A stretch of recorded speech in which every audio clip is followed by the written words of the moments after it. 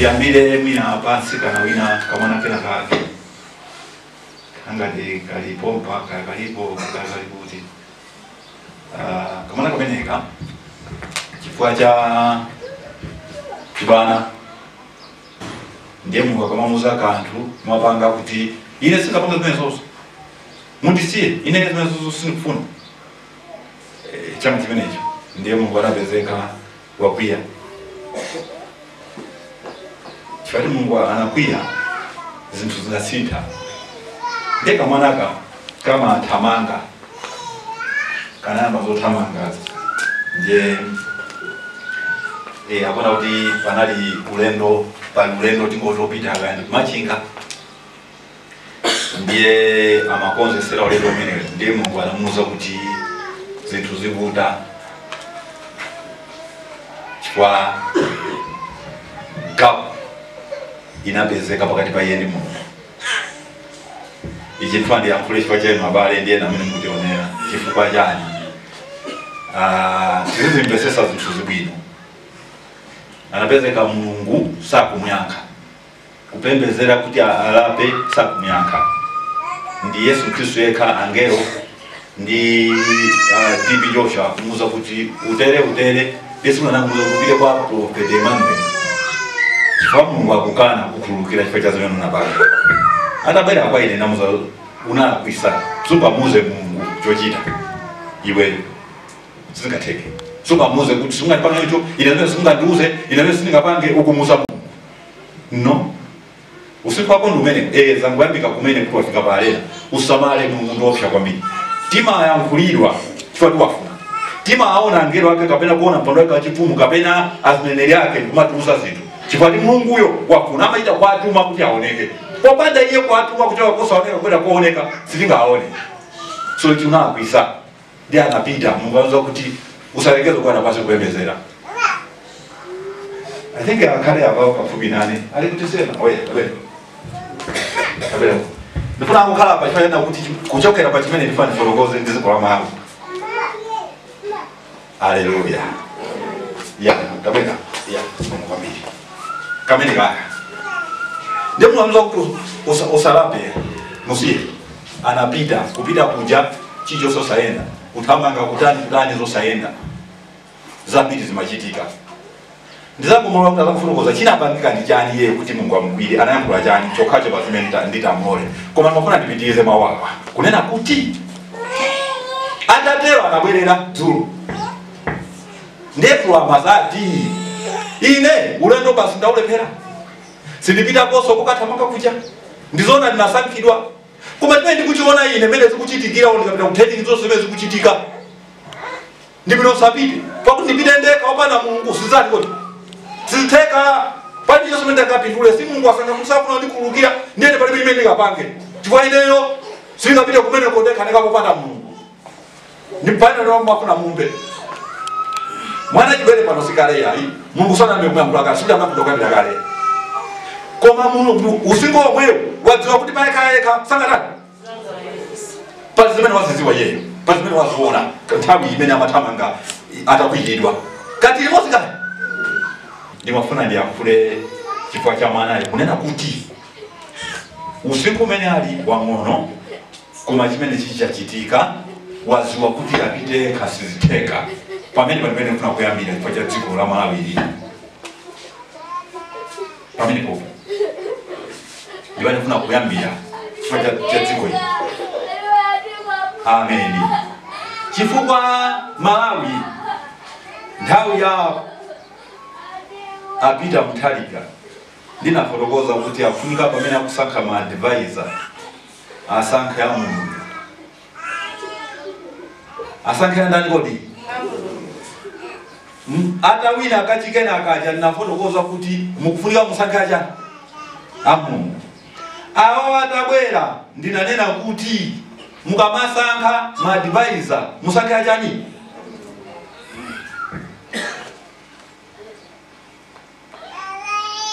Ndiye awawa anasankha ma advisor ambiri kuposa wina aliyense. Koma si achani anthu. Mukatsekula nyumba ndikukaika pasitini muchokudya chambiri ndikwaitana wantu kuti aloyaje ndiye iwaja ndikutayataya mbale kutayataya masi kutayataya chani kutayataya ndikutuluka mwe iwaja ndikumapita mukaza watu mantu osaona kuti apite nkati makatolere mbale akazi wazachitikamo zakakusana lowe mwalo wa chakuta njani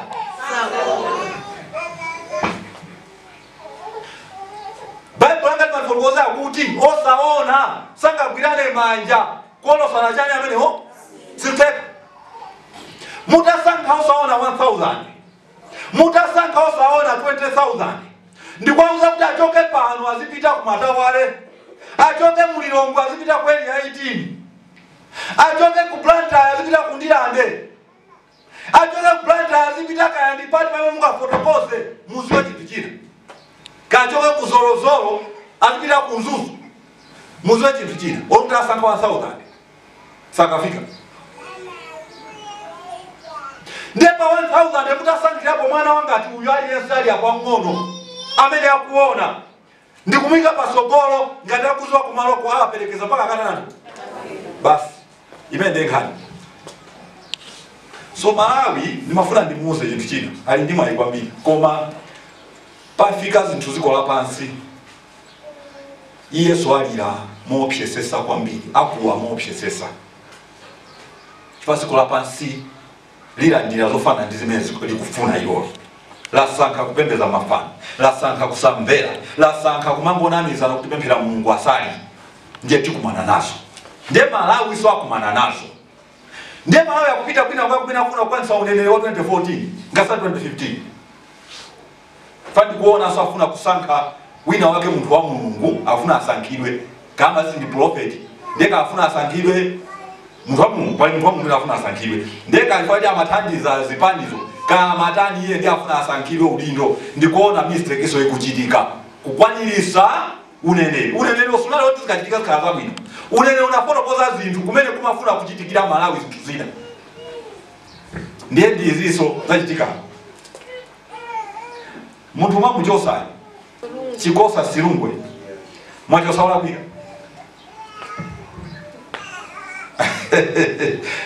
mwachosa wala nikoni inu wala kwika ndimane panafunika mwana alondelele hapa kuti tikafike kumene tikufuna kupita apo ayi chichonse inu simkuona ndikwamba ndinomboma simkuona kuti chonse mukupanga chola kwika simkuona kuti mukwanisa unene mwe Mulungu anafotokoza kuti ndichosa nzeru zawo azipanga chonse chimene azipanga koma chosa theka ndiye ndikuona akusankhidwa munthu wina apa ati munthu wa Mulungu afuna mpaso udindo wachani ndi akuleso iyeyonso Mulungu amuza choto ngati ndi Mulungu amamutumikira amuza chocho akufuna amusange fata anta aliwa anthu ambiri Malawi ulira ufuna ndisifotokoze zimenezi ulira ndiwauze akulamulira pano pa mboma asamali akwera kupanga chisapo chabe ichi chinde ndifuna kufotokoza Malawi pavuta Mulungu akuna kuti lilongo anthu ayipempherere anthu apemphere mwamphamvu lilongo ayipempherere mavuto amene atabuke kuzikola Malawi apo sausiku watu awawa akufunika muntu hivi ngati mwana uyo munombo kuti ndifuse munombo amene service yoyamba yachipi ndifuse wanthu amene auzidwa satani wa zimene zichitika mboma kapena zimene zichitika pasogolo muziko la Malawi ambirangisa ndikoma ena si as prophetess si as tumikisi wake zikutanthauza kuti pali nkhani zimene zilipo muziko la Malawi zimene boma likwenda kutani kuziwa ndi kuchita zikutanthauza choncho Mulungu akafika pwempo ndi aliyense ndiye kuti chinthu chatani chimene chakula anachiya kuno kusankha madivise ambiri iyo maganizo akuti akachulukazi wa pasta ndondomeko yachani kodi yoyenera yabwino maganizo abwino koma nali yakuthupi pamene paulaka nakhala divise pamodzi koma wa Mulungu akanauza chiwayi mutere icho mfuna kupangacho chitachitike ndi chakuti shumaganiza anthu a Mulungu amene akumana nawo amene akuitana nawo akuyang'ana ndalama akuyang'ana amene achokera kazipembedzo zimene ali nazo zomayina ake koma vuto ndiyo kuti akawauza tikumane kapena akamakumana amayankhula za mutimo ndecha munthu chilibe moyo vuto ndi limenelo ndikoza kukhala ndizitalanga mphamvu limene Malawi amandiziwa koma ngati mawu anga kuchokera mwa ine opanda Mulungu sakhala ndi moyo ndiye chinthu chopanda moyo sichimapita patali ndiye ndiyankhula chimene angomva iwo ndikanakonda akanasinthapo zinthu zina upride yawo chose akufunika wanthu olokuno kumalakuno aliko kune konse kumene angafotokoze kulikonse kumene angafotokoze anthu amene akumayankhulidwa aliko amenewo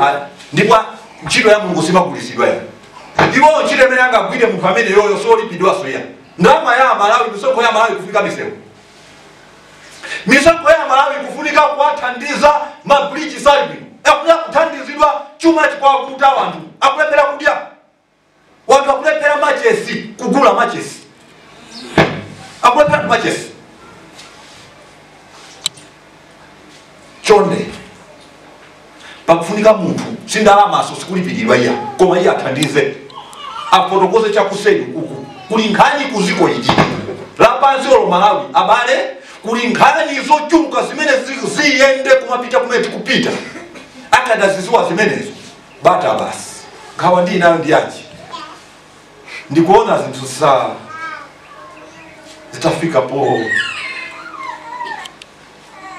zitafika po gwedera pamgwedegwede waukulu kwambiri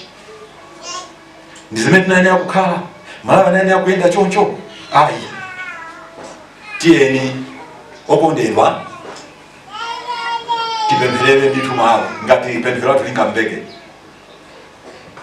tipempherere Malawi ngati pemphero lathu lingambeke chimene chikufunika fa mavuto akubwera dziko lapansi lilira misozi yako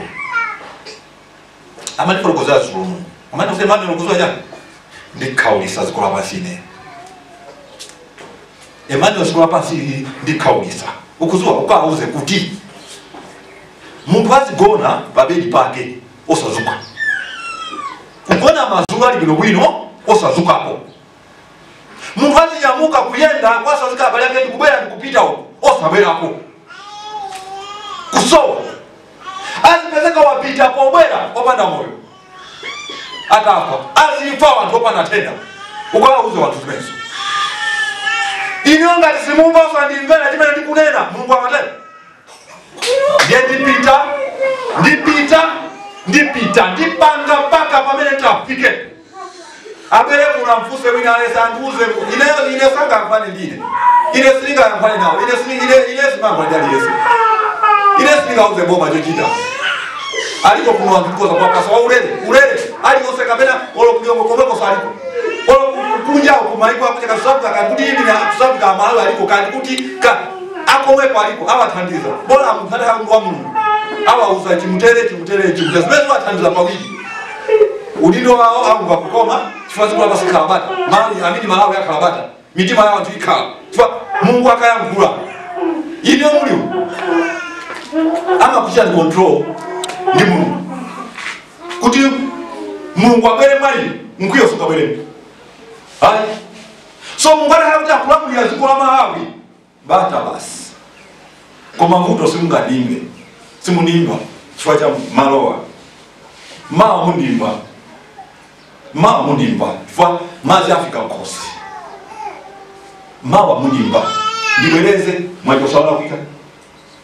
uyu ndi amene kuli anthu oti munayenera kuchosa aliko ndipo kobasi konena kuti kobasi ndipo bata ukoza kubwera ndipo sinake zikoza kusintha koma uyu si amene munayenera kuchosa ayi maziwa akwade mukakhala anthu 12 nonse ositafolya alisaka masuta mamba kunukira ndipo mmanandirizana chonde ndipo imaposa mfuko paja folya maposa kulu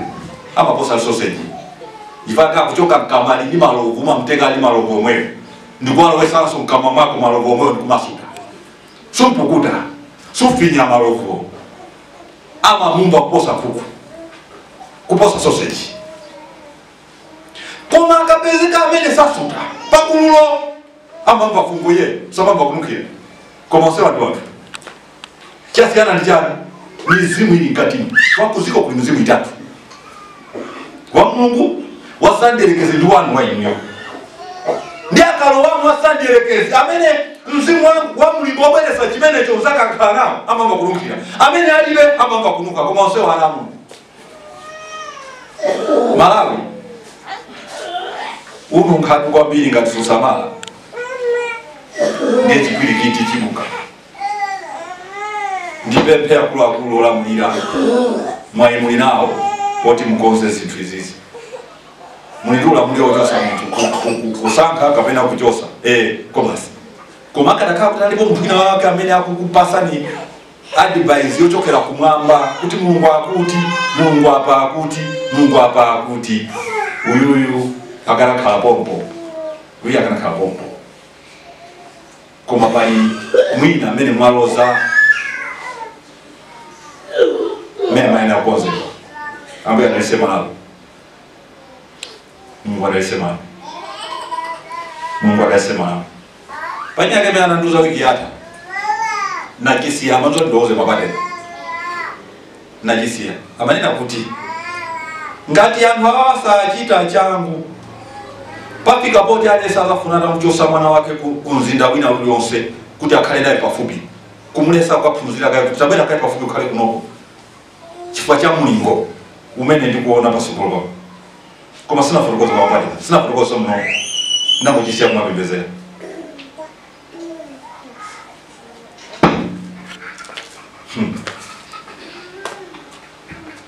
ambaye kudase